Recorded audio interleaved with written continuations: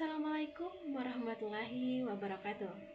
Hai semuanya, perkenalkan, nama saya Nurrahma Reski, mahasiswa Universitas Haloleo, jurusan Teknik Informatika, kelas A, dengan NIM S1E 125025. Teman-teman, pernah nggak bayangkan bagaimana sebuah kesalahan kecil itu hanya salah ketik atau angka saja bisa membuat sistem informasi sebuah perusahaan besar menjadi kacau balau. Gaji koran bisa salah transfer, data absensi menjadi berantakan, atau bahkan terjadi celah keamanan pada sistem autentikasi. Masalah ini nyata ya teman-teman, dan sering kita sebut sebagai human error. Pada video presentasi hari ini, selama kurang dari 25 menit ke depan, saya akan mengajak Anda membedah sebuah solusi cerdas untuk masalah tersebut. Kita tidak akan menggunakan pendekatan pemrograman biasa, melainkan kita akan meminjam keindahan dan ketepatan dari konsep matematika murni. Nah, judul penelitian yang akan saya bawakan adalah penerapan aljabar linear untuk validasi ID karyawan menggunakan algoritma cek digit berbasis data.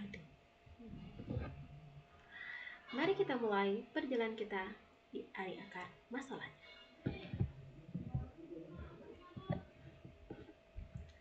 Dalam era transformasi digital saat ini, setiap perusahaan bertumpu pada satu fondasi utama, yaitu data. Di dalam sistem HRIS, Human Resource Information System, data yang paling fundamental adalah nomor identitas karyawan atau ID karyawan. Ini adalah kunci utama atau primary key untuk absensi, penggajian, sistem rekam jejak digital. Namun, penginputan ID karyawan seringkali masih dilakukan secara manual oleh manusia. Dan sifat alih manusia adalah biasa lelah, kurang fokus, atau terburu-buru. Menurut analisis permasalahan pada penelitian ini, ada dua jenis input yang paling mematikan bagi integritas data. Menurut analisis permasalahan pada penelitian ini, ada dua jenis kesalahan input yang paling mematikan bagi integritas data. Yang pertama adalah single digit error atau yang umum kita sebut dengan typo. Misalnya, angka 5 diketik menjadi angka 4. Yang kedua, transposition error. Ini itu apa ya? Ini adalah kondisi di mana dua digit angka yang bersebelahan posisinya itu tertukar secara tidak sengaja. Contohnya, ID yang seharusnya berakhiran 89 malah diketik menjadi 98. Mengapa hal ini berbahaya? Kan cuma tertukar, jika ada data yang salah, jika data tersebut itu yang salah ini dikirim di database, sistem akan mencatat sebagai entitas baru dan menimpanya secara acak. Integritas data akan menurun, memberikan sampah data ini membutuhkan biaya dan waktu yang tidak sedikit. Oleh karena itu, kita butuh sebuah penjaga gerbang. Sistem tidak boleh pasif. Kita membutuhkan mekanisme yang mampu memverifikasi keabsahan data sebelum data itu menyentuh database. Salah satu metode yang paling andal di dunia komputasi adalah cek digit.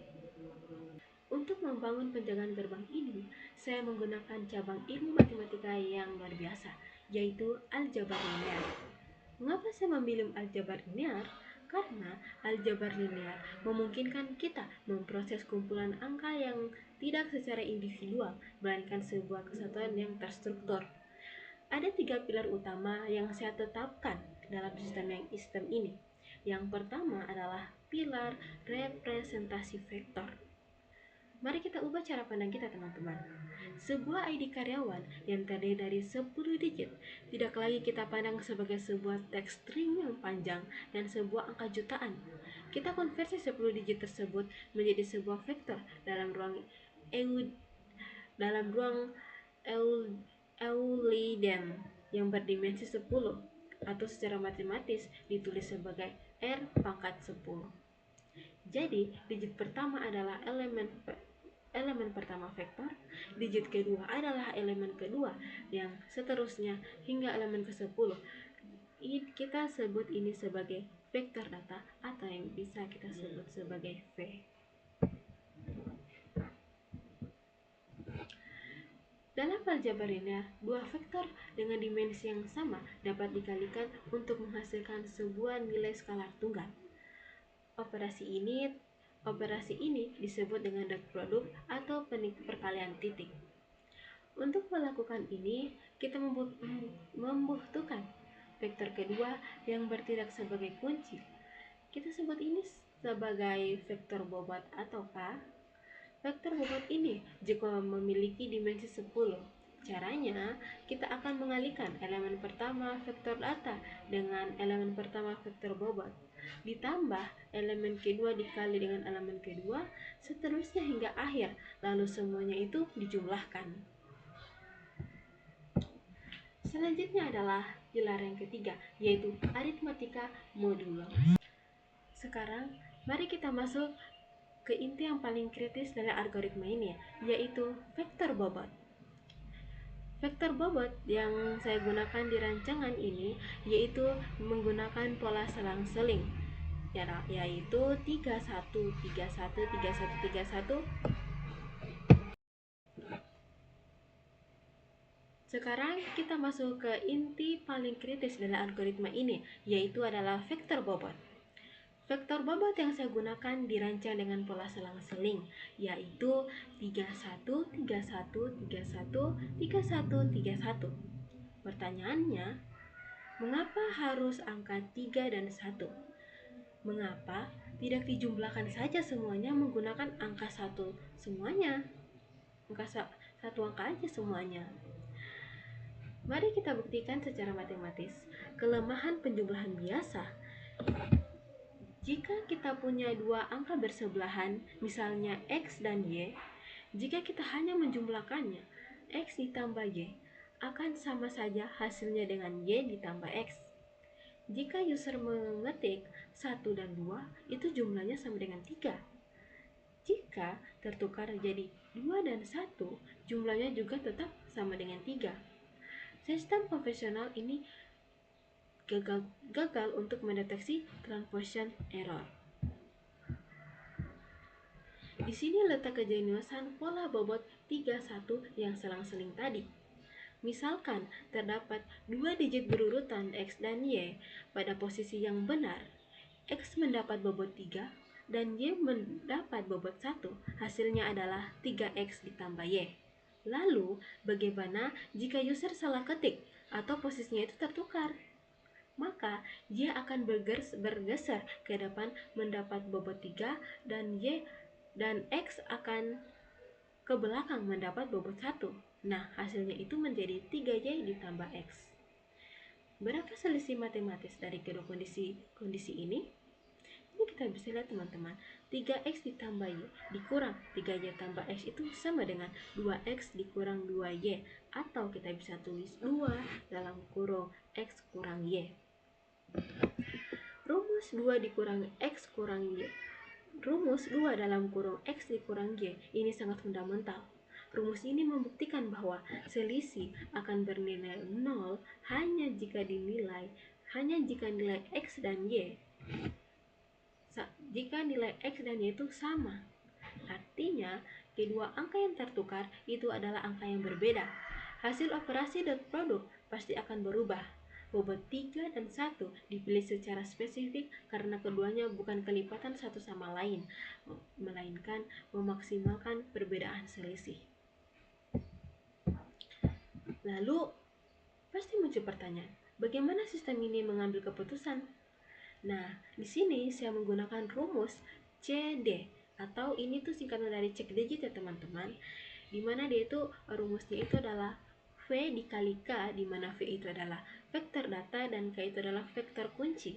Nah, terus dikalikan dengan mod 10. Nah, ini aturan emasnya, ini sangat sederhana ya. Jika hasil dari perkalian vektor dan kunci tadi itu sama dengan 0, sama di modulo 10 itu sama dengan 0, maka ini itu datanya ini dinyatakan valid.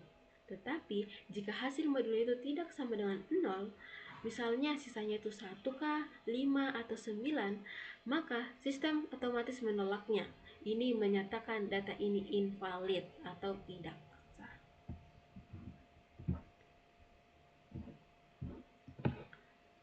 Nah, teori matematika yang indah ini kemudian akan saya implementasikan ke dalam bentuk perangkat lunak yang nyata dan fungsional.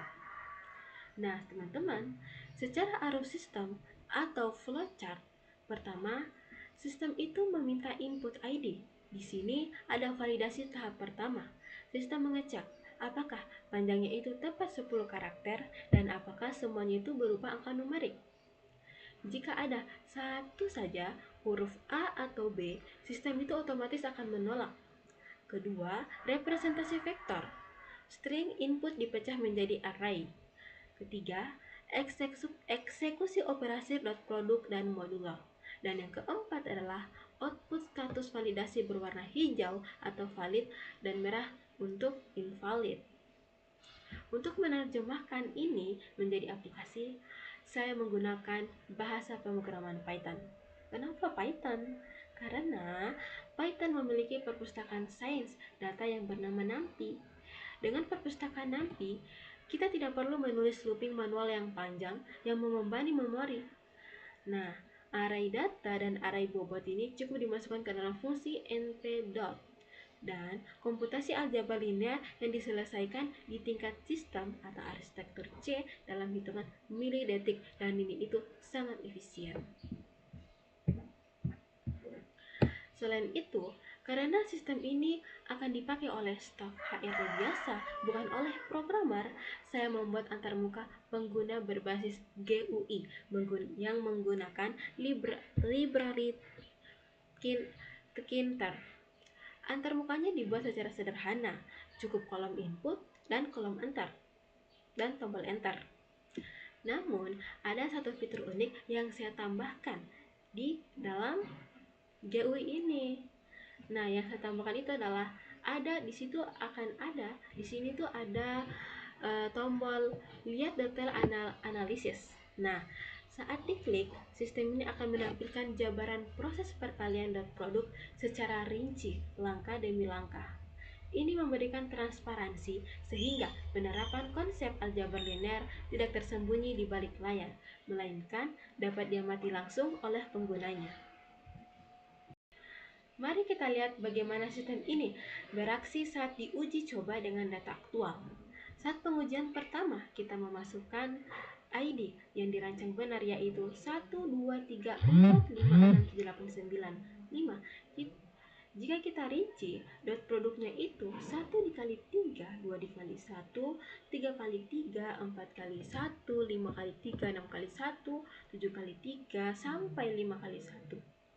Ini jika ditotalkan itu hasilnya tepat sama dengan 100. Lalu kita lakukan operasi modulo 100 tadi itu kita modulkan 10. Hasilnya itu adalah 0. Maka sistem ini menampilkan centang yang warna hijau, yaitu ID-nya ini terverifikasi, teman-teman. Nah, sekarang mari kita simulasikan human error ini. Staf HRD itu kelelahan dan salah menangkap tombol keyboard. Angka terakhir yang seharusnya 5 malah diketik menjadi 4. ID akan menjadi 1, 2, 3, 4, 5, 6, 7, 8, 9, 4. Nah, apa yang akan terjadi pada sistem matematika kita? Karena angka terakhir berubah, total dari produknya ini melesat menjadi 99. Dan 99 modulo 10 itu akan menyisakan angka 9. Karena 9 itu bukan sama dengan 0, sistem langsung menampilkan silang merah atau ID ini ditolak, teman-teman.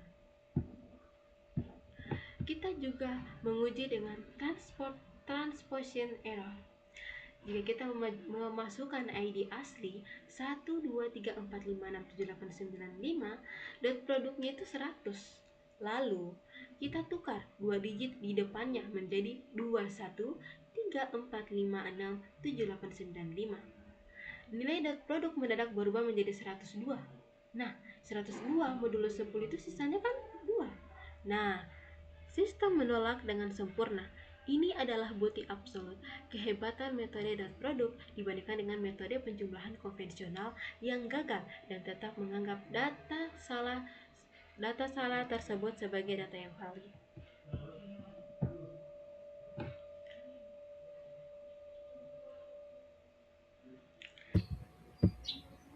Hai teman-teman, di sini saya akan memperlihatkan kepada teman-teman bagaimana sih bentuk implementasi saya. Nah, di sini saya itu menggunakan teman-teman, Python. Ini teman-teman bisa lihat kode-kode yang saya gunakan. Oh ya, ini lumayan panjang ya kodenya, sekitaran 200-an lebih lah teman-teman. Nah, di sini saya memperlihatkan kepada kalian bagaimana sih tampilan visualisasi yang saya maksud tadi.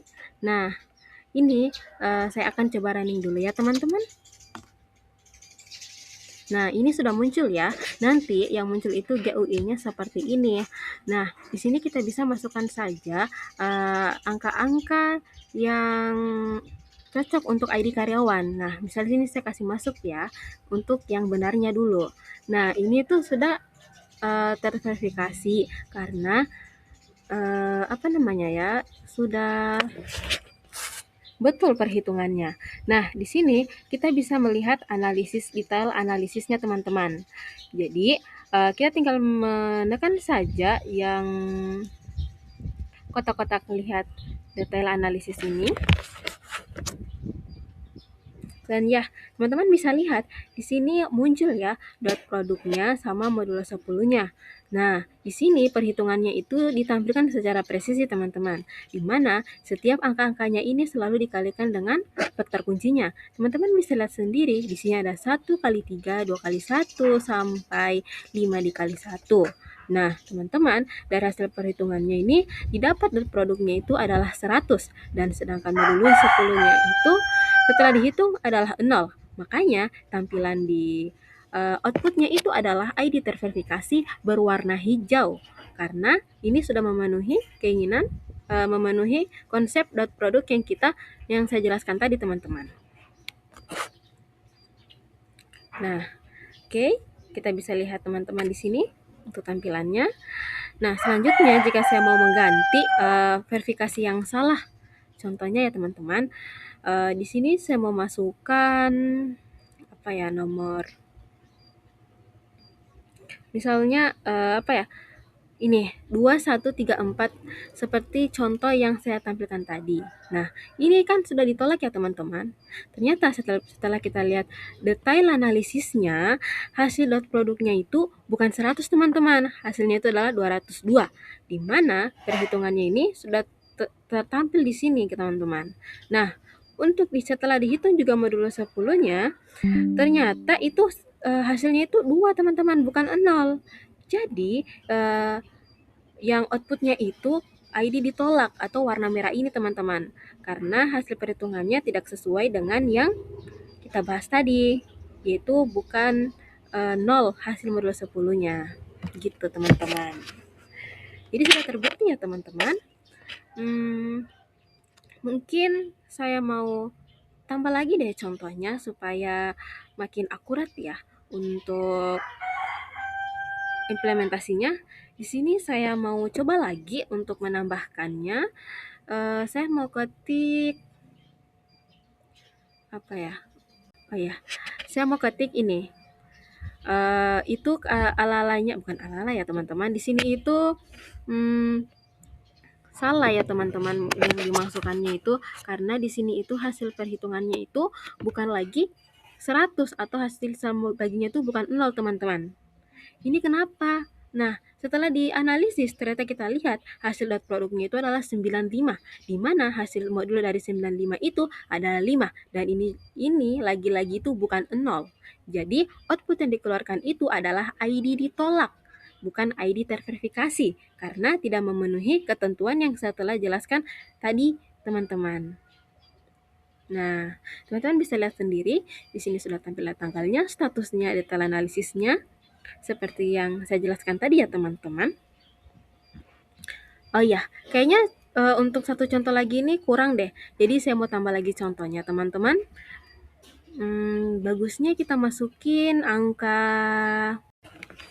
Oh iya, sekedar informasi ya teman-teman, ini itu output yang saya berikan ini tidak masuk di database ya teman-teman. Dia itu cuman menverifikasi sebelum masuk di database teman-teman. Nah ini contohnya ya, saya masukkan lagi angka itu yang benar semua deh. Kita coba lagi angka yang lain. Nah, misalnya satu-satu ya, seperti yang di contoh sini teman-teman. Setelah kita lihat detail analisisnya, ini tuh hasilnya itu 20 teman-teman. Nah, tetapi setelah kita hitung dengan modulo 10-nya itu, oh ternyata itu hasilnya 0 ya.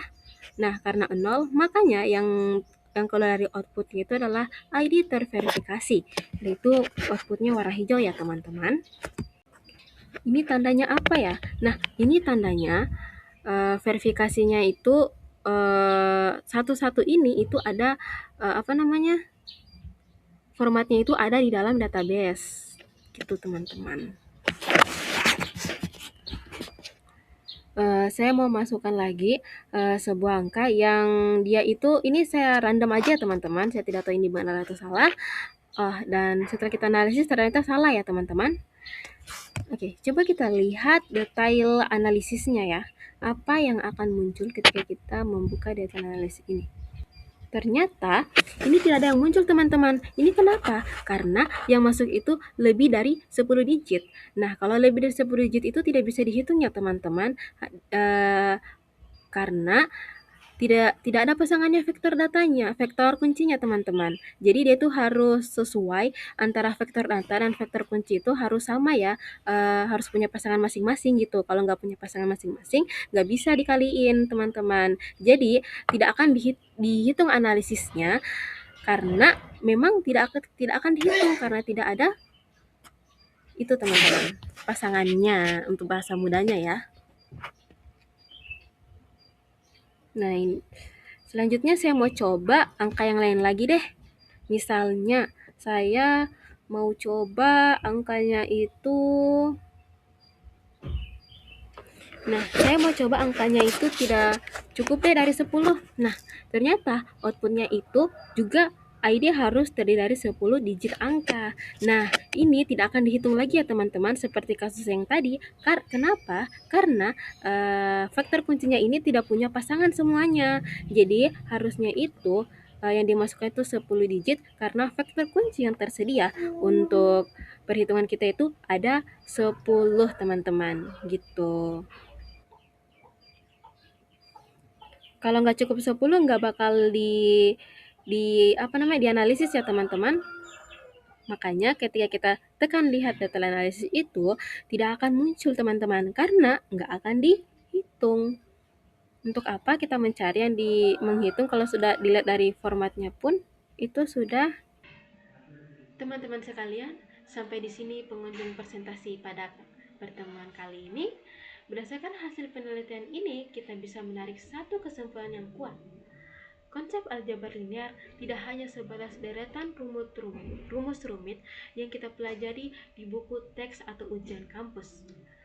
Ia adalah alat komunikasi matematis yang sangat praktis, elegan, powerful untuk memecahkan masalah nyata di industri perangkat lunak.